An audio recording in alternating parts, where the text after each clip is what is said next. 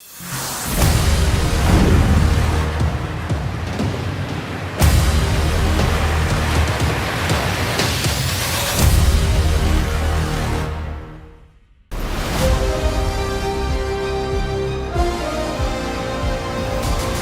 guys, so I just got out of seeing Eternals, the newest MCU film directed by Chloe Zhao, starring Kit Harington, Gemma Chan, Angelina Jolie. The cast list goes on. It's a super stacked cast. And let me just start by saying this. This is a very ambitious film, probably one of the most ambitious movies that Kevin Feige has tried to endeavor in. And I would say this, he succeeded in a lot of ways that I didn't expect, but he also failed in areas that I was kind of worried. Especially, you notice how I said the cast is really big? Well, there is a lot to do in this film, and let's just jump into the negatives first, actually. So when it comes to this movie, The Eternals, there is just so much happening. There is so many characters that you are introduced. There's just a big world that they're trying to establish. They're trying to shake up the MC universe, and that's really cool. I'm super for that.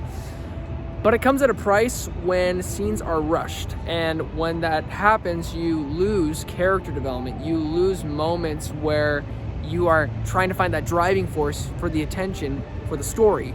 And when you lose the focus of the characters, you don't really care about the story. And that doesn't mean I don't necessarily care about the story, because I think some aspects of the movie is really cool, especially with the grand scope of what Kevin was trying to do with Chloe Zhao, what she was trying to do. And the other issue that I have with this movie is the pacing. They do this weird pacing with this film where it goes from past to present to past to present to past to present. I am not a fan of that.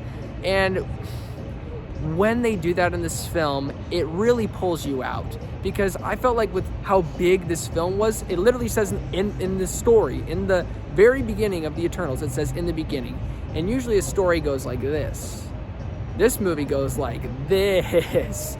So that kind of distracted me, and it felt like it took away from some of the character development. And there are characters that you really connect with, but it's like 3 out of the 10. And this really could have benefited from a Disney Plus series. Honestly, if we had 8 to 10 episodes of 1 hour each of full-on, building upon the world, very beginning, existence of the MCU till today and present, I feel like that really would have benefited, instead of trying to tell a 2 hour and 37-minute story about these vast beings that are so big, and it's shaking up the Marvel Cinematic Universe. And yeah, I just really could have benefited from that, because there was just too much going on. I genuinely felt like there were certain sequences that were rushed, and there were sequences that took its time. And going into the positives, I love the moments that Chloe Zhao gets with these characters, because genuinely, like I said, there's 3 or 4 characters that you are connected with out of the 10. And with those characters, you really, really feel the connection. I was very surprised. I was actually moved to tears in certain moments. So it's not like all the character development was trash in this.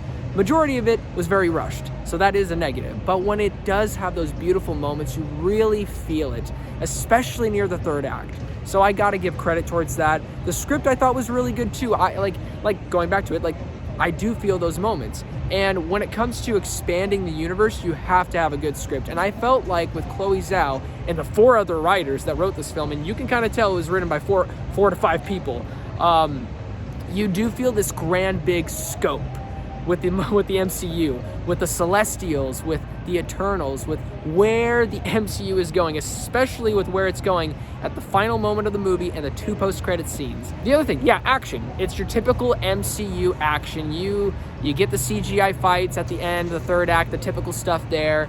You get your awesome cinematic shots, but these shots here, I have to give a certain positive shout out for this, because Chloe Zhao, and forgive me, I don't know who the cinematographer was, but Chloe Zhao, you picked an amazing person to do this, because every shot in this film, this should have been just called the Sunset Movie. Every shot that Icarus was in, I just call him the Sunset Guy.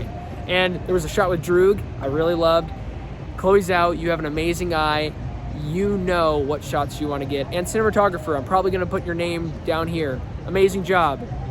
Perfect. Beautiful. It is the most beautiful MCU film to date, and I do not lie when I say that. I'm gonna go see it again, actually, because I just want to see how beautiful these shots are. I might even go see it in IMAX. Okay, other things that I really liked. I thought the score was really good. It's by the guy who did Game of Thrones.